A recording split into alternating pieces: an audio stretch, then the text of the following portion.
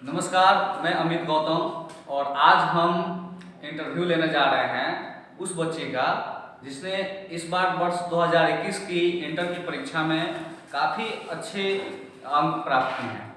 तो सबसे पहले हम इनको बधाई देते हैं और शुभकामना देते हैं और इनका परिचय हम बताते हैं। ये है धर्मशिला कुमारी, जादवपुर इनका गांव है, जादवपुर गांव खैरटवा गांव है, जादवपुर खैरटवा। और ये राम रतन शाही उच्च विद्यालय जादवपुर की बिशुनपुर की छात्रा हैं। तो इस बार की परीक्षा में इन्होंने 401 नंबर हासिल किया है और इनका ही इंटरव्यू क्यों, सवाल ये है कि और भी बच्चों ने अच्छे नंबर प्राप्त किए हैं। तो साइंस में तो नंबर बच्चे अच्छे प्राप्त कर लेते हैं और साइंस के बच्चों से हमारा कोई खास मतलब नहीं था क्योंकि वहाँ पर प्रैक्टिकल सब्जेक्ट होते हैं, नंबर अच्छे मिल जाते हैं। आर्ट्स चूँकि हम भी पढ़ाते हैं तो आर्ट्स के बच्चों से लगाव था और आर्ट्स में इन्होंने नंबर प्राप्त किया है एक लड़की होकर, और सबसे बड़ी बात है कि सेल्फ स्टडी करके प्राप्त किया है। इसीलिए मैंने सोचा कि इनका इंटरव्यू लेना जरूरी है। 80% नंबर आए हैं। तो अब इनसे हम कुछ सवाल करेंगे और हम लोग सवाल जवाब के रूप में इनका अनुभव हम लोग सुनेंगे। हमारे साथ हैं मनोज जी पांडे सर जो इनके विद्यालय के शिक्षक हैं और साथ में सब लोग पीछे बैठे हुए हैं। हम उनको एक बार आप लोग कैमरा से रूबरू करवाएंगे।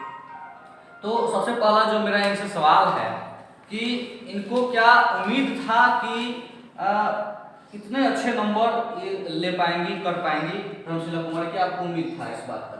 सबसे पहले तो आप सभी को जो रिजल्ट जारी हुआ है और आप बेहतर किए हैं या फिर आप बेहतर परफॉर्मेंस अपने क्षेत्र में दिए हैं, इसके लिए सभी को शुभकामनाएं और शुक्रिया भी।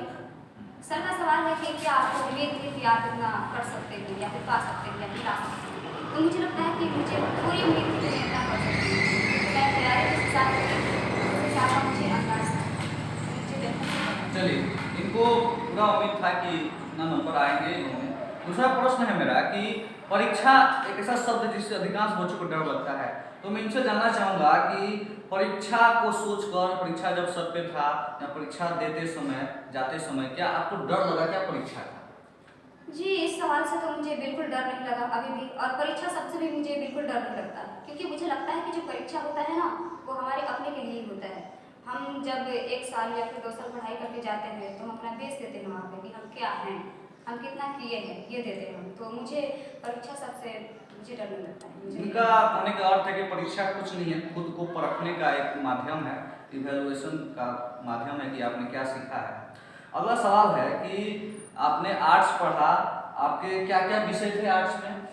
जी, मेरा हिंदी, इंग्लिश और पॉलिटिकल साइंस, हिस्ट्री और साइकोलॉजी सब्जेक्ट थे। एक्स्ट्रा में मेरा म्यूजिक था। इनका हिंदी 100 नंबर का और अंग्रेजी 100 नंबर का, इतिहास 100 नंबर का, राजनीति शास्त्र 100 नंबर का और मनोविज्ञान 100 नंबर का था। तो मनोविज्ञान 70 नंबर का था, प्रैक्टिकल सब्जेक्ट था। तो मैं इनसे पूछना चाहूँगा कि आपने किस सोर्स से पढ़ाई किया, किस सोर्स से, मतलब पढ़ाई के लिए आपने क्या क्या उपयोग किया? पढ़ाई के लिए मैंने स्वाध्याय को बहुत ही ध्यान में रखा था और ऑनलाइन भी मेरी पढ़ाई होती थी। बहुत सारे वीडियो आते हैं यूट्यूब पे, मैंने देखा, पढ़ा। किताबें भी हैं मेरे पास, मैं किताबों से ही पढ़ाई करी। कुछ सवाल फंसता था तो मैं अपने टीचरों से पूछती थी, वो लोग मुझे बेहतर सोल्यूशन देते थे, मुझे बहुत अच्छा लगता था। चलिए, किताब का यूज़ किया इन्होंने। उसके अलावा ऑनलाइन भी इन्होंने यूट्यूब पे वीडियो देखा। आज के समय में सबके घर मोबाइल है लेकिन बच्चे पढ़ाई के लिए उसका उपयोग नहीं कर पाते हैं। साथ ही साथ इन्होंने शिक्षक से समय समय पर सलाह भी लिया और मुझे पता चला कि इनके पिताजी नहीं हैं। पिताजी जो होते हैं, पिता जो होता है वो घर का सबसे मजबूत स्तंभ होता है। तो ऐसे में मेरा इनसे सवाल है कि क्या पिता के नहीं होने के दशा में आपने कभी खुद को कमजोर समझा, ऐसा कभी महसूस हुआ कमजोर? जी, मैंने बहुत ऐसे मोड़ पे मुझे लगता था कि मैं ये नहीं कर पाऊँगी, या फिर जैसे कि समाज में हमारे अक्सर होता है कि जिनका पिता नहीं होता है उनको ये कहा जाता है कि लड़कियाँ बिगड़ी हुई हैं। ऐसे ऐसे तोहमतें लगाए जाते हैं और मुझे भी देखने को मिला है और अभी भी मिलता है। मुझे कमज़ोर करता है ये शब्द। मुझे कल भी इस बात को लेकर बहुत मतलब क्या कहते हैं, दुखी हुई। मुझे बहुत बुरा लगा कि आज मेरे पिताजी बोलते तो वो भी बहुत खुश होते, सबसे ज़्यादा खुश होते। तो ये जो सवाल है मुझे और ये जो पिताजी की कमी है वो मुझे बार बार पीसती है। चलिए, इस सवाल को तो हम बदल नहीं सकते हैं लेकिन हम चाहेंगे कि आप बीती हुई बात को भुलाकर आगे बढ़ें।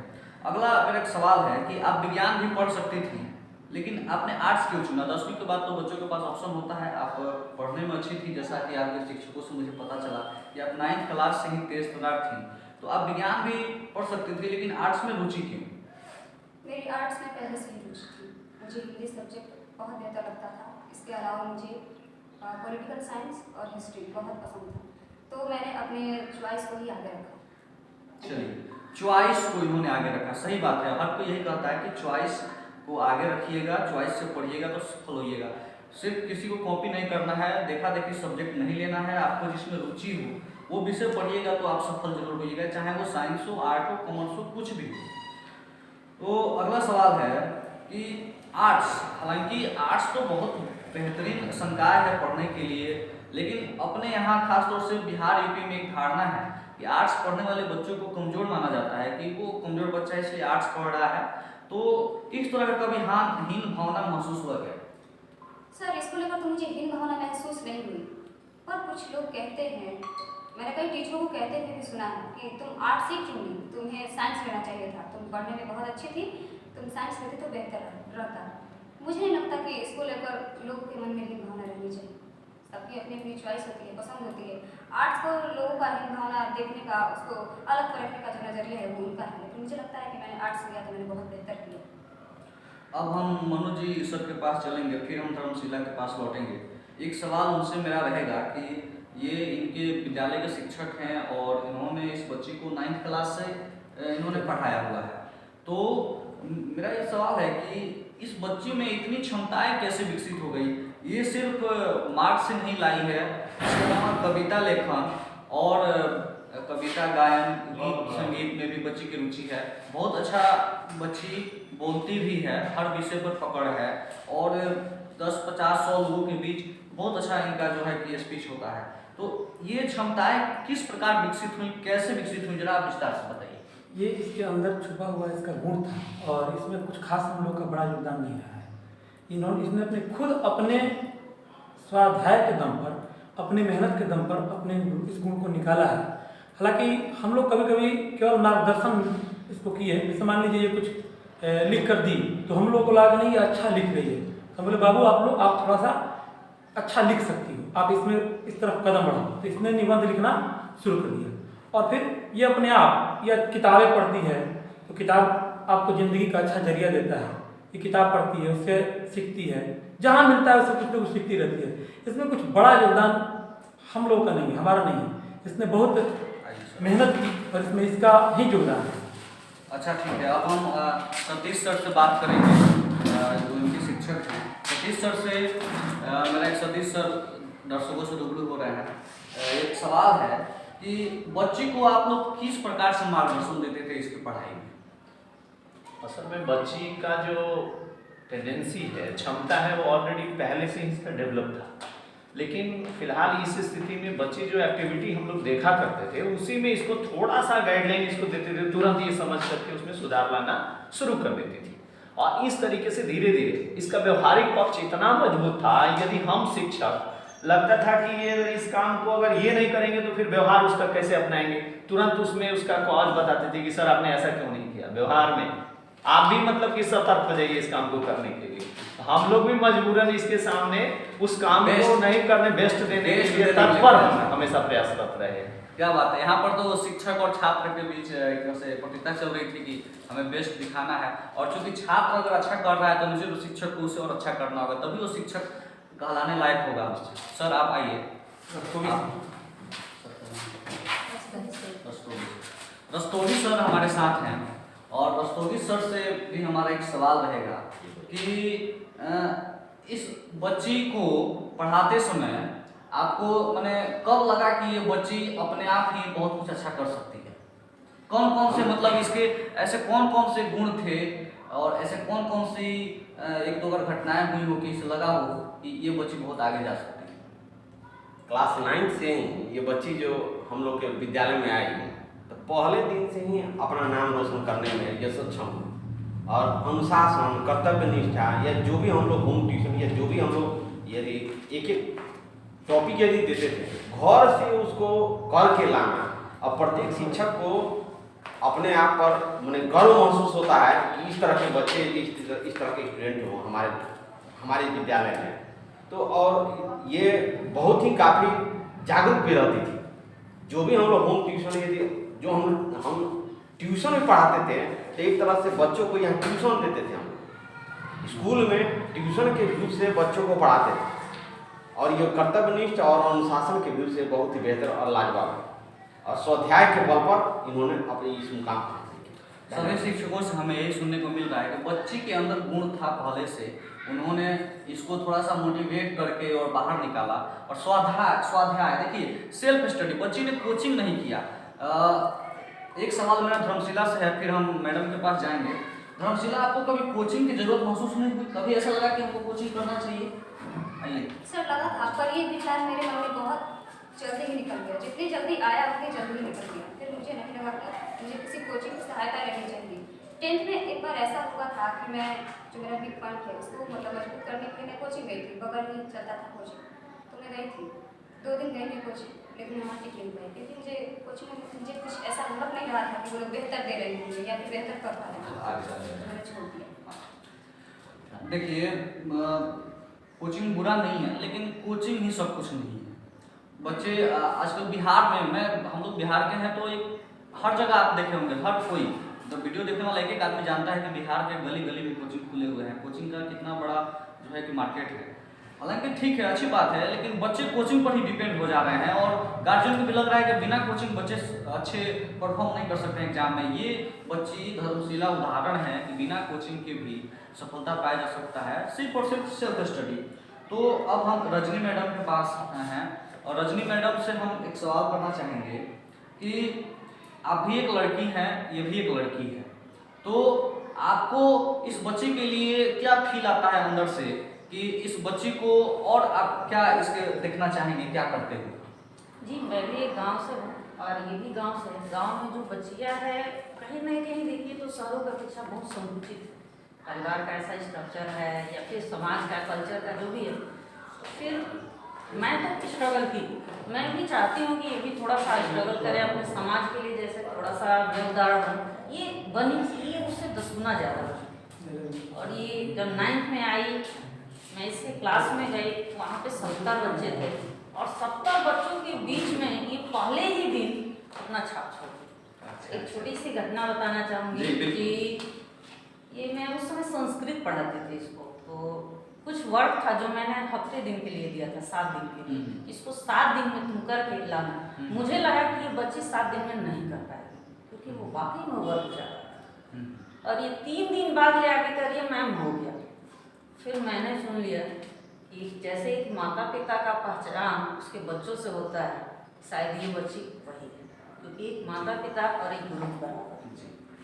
बहुत बहुत धन्यवाद मैडम, आप एक दूसरे भी सवाल। मैं हमेशा से बच्चों से कहता हूँ कि अगर आपके पास कुछ कमी है ना, तो वो कमी आपकी कमजोरी नहीं है, उस अपनी कमजोरी को ताकत बनाइए।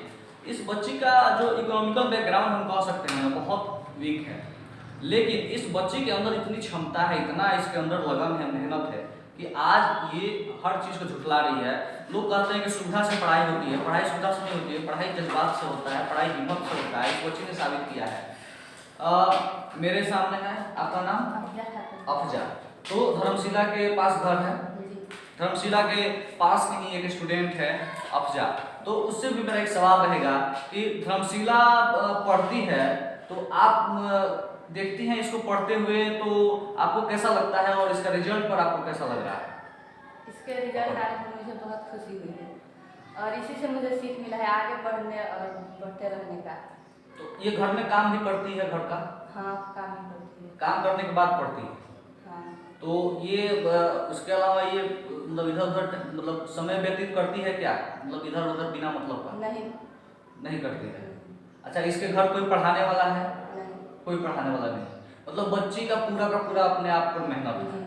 चलो, बहुत अच्छा। तो अब 1-2 सवाल और है, अंतिम सवाल कि क्या धर्मशिला आप शुरू से ही पढ़ने में तेज थी या बाद में चल के आपको इतनी होशियारी आई, सेल्फ अंडरस्टैंडिंग आया? सर पहले तो मैं पढ़ाई से बहुत डरती थी। मैं जब छोटी थी तो मुझे आज भी ध्यान आता है। मैं स्कूल जाने से बहुत डरती थी, तो मेरी एक दीदी है गांव की, उन्होंने एक शब्द कहा था कि शब्द नहीं वाक्य कहा था कि तुम अगर स्कूल नहीं जाओगी ना तो तुम्हारे माता पिता को पकड़ कर जेल में डाल दिया जाए। ये वाक्य मुझे उस समय बहुत हर्ट किया, तो मैंने तब से स्कूल जाना स्टार्ट कर दिया और तब से मैं स्कूल गई तो आज तक मेरा स्कूल छूटा नहीं। और पढ़ाई को लेकर है तो मैं ये कहना चाहूँगी, मैं बचपन से पढ़ने में बहुत ठीक ठाक थी। जहाँ भी मैं जाती हूँ वहाँ पता नहीं कैसे पर सबके नज़र में मैं हो जाती हूँ। आज भी मेरे प्राइमरी स्कूल के टीचर मुझे याद करते हैं, कल भी लोग मुझे याद कर रहे थे जब मैं रिजल्ट आया था और आगे लोग मुझे पहचान। एक अंतिम सवाल है धर्मशिला से कि अभी तक तो आपने काफ़ी अच्छा परफॉर्म किया है, जी। आगे का आपने क्या सोचा है, किस फील्ड में आप जाना चाहती हैं, अपने आप को कहाँ देखना चाहती हैं? सर अभी तो मेरा ये सोच है कि मैं ये अभी पढ़ाई ही करूँ। फिर भी आप किस चीज़ की तैयारी वाली कुछ करना चाहेंगी, आप कुछ बनना चाहेंगी? जैसे बच्चे कहते हैं मैं डॉक्टर बनूंगा, मैं इंजीनियर बनूंगा, मैं सिविल सर्विस की तैयारी करूंगा, कुछ ऐसा सोचा है आपने? सर ये बनने वाला वर्ड मुझे सूट नहीं करता है। मुझे लगता है कि मुझे कुछ करना चाहिए और बेसिकली वो करना चाहिए जो समाज में अधिकतर लोग नहीं करते हैं। मैंने जिन परिस्थितियों को झेला है, जो मैंने देखा है, जो मैं महसूस करती हूँ, बस मैं चाहती हूँ कि उसको कम करूँ, उसको जड़ से मतलब काट दूँ। मेरी यही कोशिश है। इनका कहने का मतलब है कि ये यहीं रहकर और समाज के बीच ही कुछ अच्छा करना चाहती हैं। एक अंतिम इनसे रिक्वेस्ट रहेगा, धर्मशिला कुमारी का रुचि कविता में है, गायन में है, जी। 2 लाइनें इनसे सुनना चाहूँगा। वो गीत जो इन्होंने अभी मेरे को सुनाया है और वो गीत है मेरी आवाज़ ही मेरी पहचान है, बस 2 लाइनें आप सुना दें। जी। और बिल्कुल नाम गुम जाएगा, चेहरा ये बदल जाएगा, मेरी आवाज़ ही पहचान है, गर याद रहे ओ नाम गुम जाएगा, चेहरा ये बदल जाएगा, मेरी आवाज़ ही पहचान है, गर याद रहे। बहुत बढ़िया, धन्यवाद। और इसी के साथ हम इस वीडियो को ख़त्म कर रहे हैं। और मुझे लगता है कि जो भी बच्चे हैं, खासतौर से जो आर्ट्स पढ़ रहे हैं, उनको ये मान कर चलना चाहिए कि 400 नंबर ला पाना अब कोई पहाड़ नहीं है, वो अचीवेबल है, उसको अचीव किया जा सकता है। और आप लोग साइंस के मुकाबले किसी भी प्रकार से कम नहीं हो। आप भी 400 ला सकते हो, 400 से भी ज़्यादा ला सकते हो। इस बच्चे ने साबित कर दिया, दिखा दिया, एग्जाम्पल बन गई है। धन्यवाद, नमस्कार।